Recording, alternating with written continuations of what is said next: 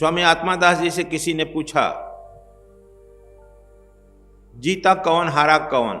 तो उन्होंने उत्तर दिया, जो मन को जीत लिया वह संसार को जीत लिया। संसार को तो नेपोलियन से लेकर के हिटलर तक कितने लोगों ने जीता, लेकिन सब हारे, कोई जीत नहीं सका। इसलिए मन को, आप लोग जन साधारण भी कहते हैं, मन को जीते जीत है, मन के हारे हार। भक्ति, भक्त भगवान, भक्ति भक्त और भगवान एक ही है, नाम अलग अलग है। यहां पर कह रहे हैं कि राता माता प्रेम, उस प्रभु के नाम में इतना रम गया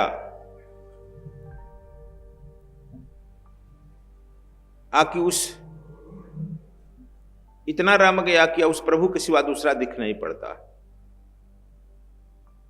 एक बार काशी नरेश से किसी ने पूछा, सेवा बड़ा है कि भक्ति बड़ी? कही कि तो बड़ा मुश्किल वाला प्रश्न है भाई। डेट डाल दिए, राजा लोग शिकार खेलने जाते हैं, वह भी कुछ दिन के बाद शिकार खेलने गए, जंगल में रास्ता भूल गए अकेले, अंधेरा हो गया, रात्रि हो गया। एक झोपड़ी में प्रकाश देकर उधर बढ़े, देखिए कोई मुनि साधु ध्यान मगन, वे घोड़ा पर से पानी पानी चिल्लाते हुए गिर गए, नीचे बेहोश हो गए। महात्मा झोपड़ी से निकला, पानी उन्हें छिड़का, होश में आए, पानी पिलाए, झोपड़ी में ले गए।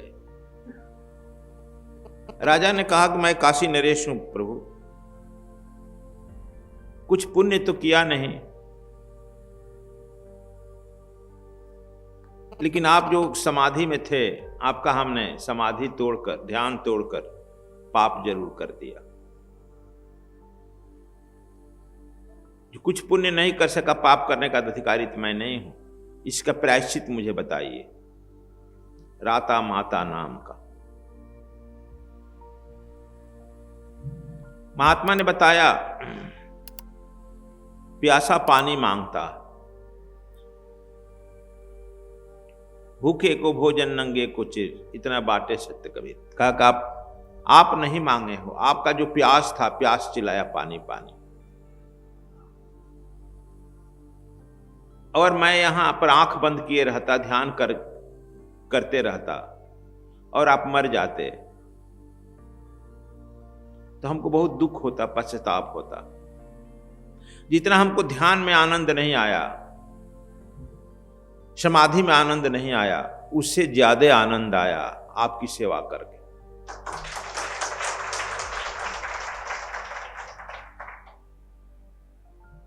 जिस समाधि से मोक्ष होता है, उसी सेवा से भी मुक्ति होती है। इसीलिए सेवा में है धर्म, सेवा में धर्म। जिसका भाग्य गिर जाता है,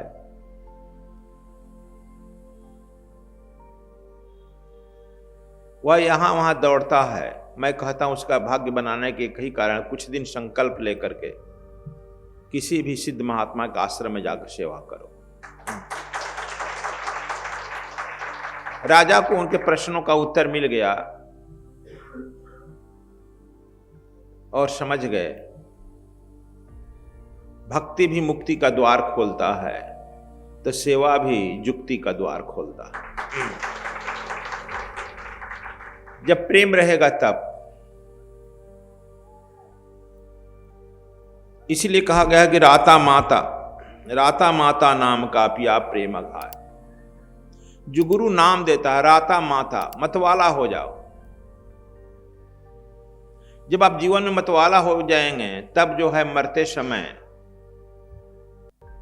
उस परमात्मा का नेम स्वतः निकल आएगा आपसे।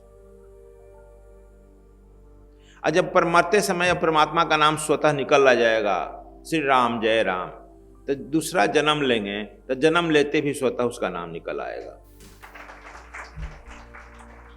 ये हम हरदम कहते हैं, जहां से यात्रा हम बंद करते हैं वहीं से दूसरे दिन प्रारंभ होता है ना। आप लोग यहां आकर यात्रा बंद किया, यहीं से प्रारंभ होगा ना। इसलिए कबीर साहब कहते हैं, राता माता नाम का पिया प्रेम अघाय। अघाय मैंने खाकर अघा जाता है। लेकिन सत्संग के समय में 2-4 घंटा के लिए भंडारा बंद करना चाहिए। कहते हैं, मतवाला दीदार का मांगे मुक्ति बलाय। जो भक्ति में प्रेम में मतवाला होता है वह मुक्ति को बलाय समझता है, बेकार समझता है। वह दीदार कहता है कि मेरे गुरु का कुल दीदार, मैं दर्शन चाहता हूं, मुझे और कुछ नहीं चाहिए। दर्शन, दीदार माने दर्शन। उस परमात्मा का मैं दर्शन करना चाहता हूं, मुझे कुछ नहीं, मुक्ति नहीं चाहिए। मुक्ति तो बलाय है, मुक्ति लेकर मैं क्या कर लूंगा। मुझे युक्ति नहीं चाहिए, संसार नहीं चाहिए, ऐश्वर्य नहीं चाहिए, कुछ नहीं चाहिए, दीदार चाहिए। परमात्मा का वो दर्शन चाहिए, गुरु और गोविंद का दर्शन चाहिए। कहते मतवाला दीदार का, वह तो मतवाला है केवल दर्शन का। और यदि मुक्ति वह चाहता है तो मन से मुक्ति चाहता है, मैं से मुक्ति चाहता है, आईगोफिली से मुक्ति चाहता है, अहंकार से चाहता है। हम लोग अहंकार भरे में फलाना हूं समझ नहीं रहा है, मैं तुमको बता दूंगा। यदि मुक्ति तो चाहता है मैं से। लेकिन हमारे यहां रविन्द्रनाथ टैगोर एक कहानी लिखे हैं। एक बहुत बड़ा मंदिर था, यहां मंदिर है ना, बहुत बड़ा मंदिर। उस मंदिर में 100 पुजारी थे, बहुत बड़ा मंदिर, 100 पुजारी थे। उसका मुख्य पुजारी देखा, सपना देखा, आज रात्रि में भगवान आने वाले।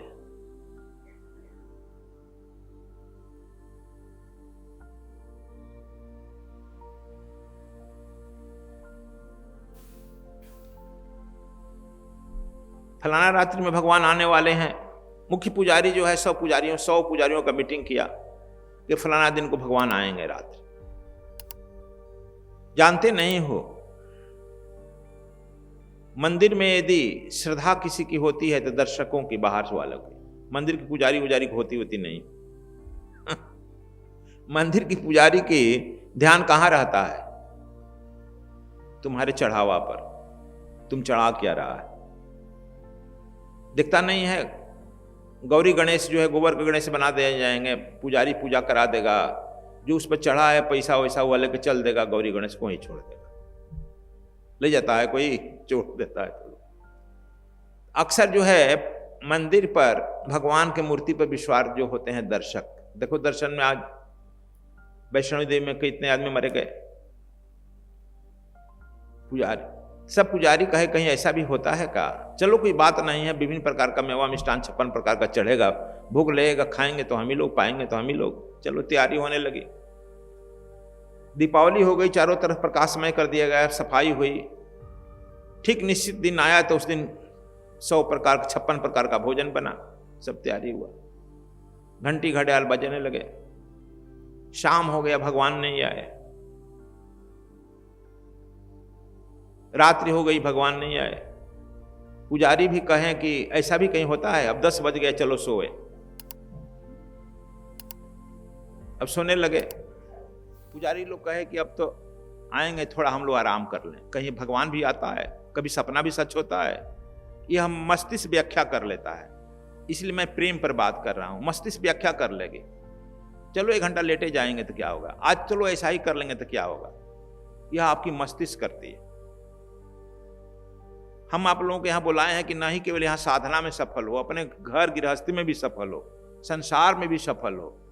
जब तुम सफल होगा, हमने बताया था रोटरी क्लब में उसी को लिया जाता है टॉप ऑफ द सोसाइटी, बताए थे इनको, एक टॉप ऑफ द सोसाइटी। क्यों? जो भी आदमी अपने डिपार्टमेंट में, अपने क्षेत्र में डीएम बन गया है या चीफ सेक्रेटरी बना है, तो वह समय की कीमत समझा है ना। वो जो सफल हो गया है वही ना दूसरे को सफल कर सकता है। फेल आदमी किसे देगा तुमको शिक्षा? जो हरदम हर काम में फेल हुआ वो आपको बढ़ा सकता है। इसलिए हरदम कहते हैं सफल आदमी से दोस्ती।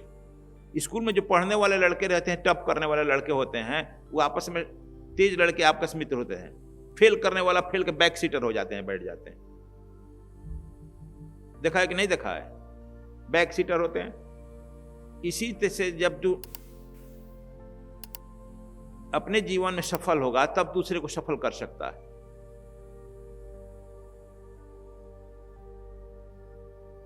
ये आज मोदी को देख रहा है, मोदी को जो संगठन में जो भी काम दिया गया है उसमें सब में टॉप किया।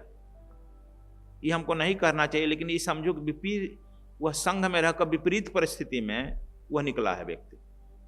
आगे नहीं कहूंगा, विपरीत परिस्थिति में निकला। तो जो भी आदमी तुम लोग सफल होता है उसमें कुछ न कुछ खूबियां होती है। उस खूबियों को हम लोगों को पकड़ना चाहिए, अपनाना चाहिए। अच्छी बात की हम तो बहुत सारे इस उम्र में हम आए हैं, बहुत सारे संगठन को रहे हैं, हर संगठन को हम सफल करके आए। ये नहीं कहना चाहिए। रोटरी क्लब में जब हम बने हल्लम घाटा में जाता था, एक ही साल के लिए बनाया जाता है, तो उनको 2 साल बनाया गया। वहाँ 1 साल पूरे विश्व में रहा है रोटरी क्लब। इन टॉप टू बॉटम 1 साल के लिए ही बनाया जाता है, लेकिन 1 साल पहले बनाया जाता है। तुम देखो और सीखो, समझा? उस समय हम रोटरी क्लब संस्था को घाटे से निकाल करके 2 लाख का एफडी हम छोड़कर आए। और आई ऑपरेशन क्राइम 1000 व्यक्तियों को कराए थे 5 बार में।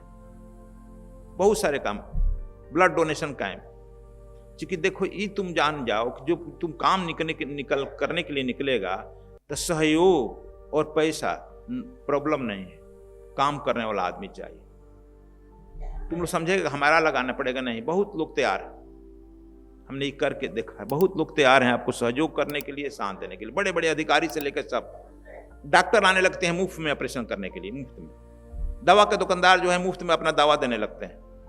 बैंक तक आ जाता है कि जो खर्चा लग रहा है मैं दे रहा हूं, फाइनेंस हमारा खाली बोर्ड लग जाए, बैंक फाइनेंस्ड। लेकिन तुम लोग घर ही बैठे रहेगा, नहीं निकलेगा तो ये काम नहीं होगा। यह प्रेम का मामला है उद्धव, यह प्रेम का मामला है। प्रेम में जब तुम सब समझ गए निष्पक्ष ये काम कर रहे हैं, निष्पक्ष, अच्छा तुम अपना ड्यूटी भी पूरा करो।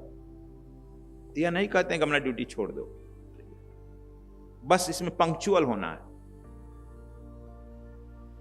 हर तरह का सहयोग तुमको मिलने लगता है, समझा? यह हमारा अनुभव है। और तुम लोग कहेगा कैसे? 3-3, 4-4 फैक्ट्री में चलाता था। सब मैं टाइम से विजिट करता था। सब मुझे उस समय राष्ट्रपति रिवार्ड के लिए लिखा गया था। आज कोई चलती हुई कारखाना छोड़कर नहीं आता है बच्चा, हमको नहीं कहना चाहिए। सफल व्यक्ति ने छोड़कर चल दिया, नहीं अब नहीं, बहुत हो गया। तो लालच होगा और बढ़ेगा, और करो और करो। तो यह जो है सामाजिक काम तुम जितना करता है तुमको आशीर्वाद भी मिलता है, समर्थन भी मिलता है, और जनता जनार्दन का सहयोग मिलता है। नेम फेम अपने आप पीछे पीछे दौड़ती।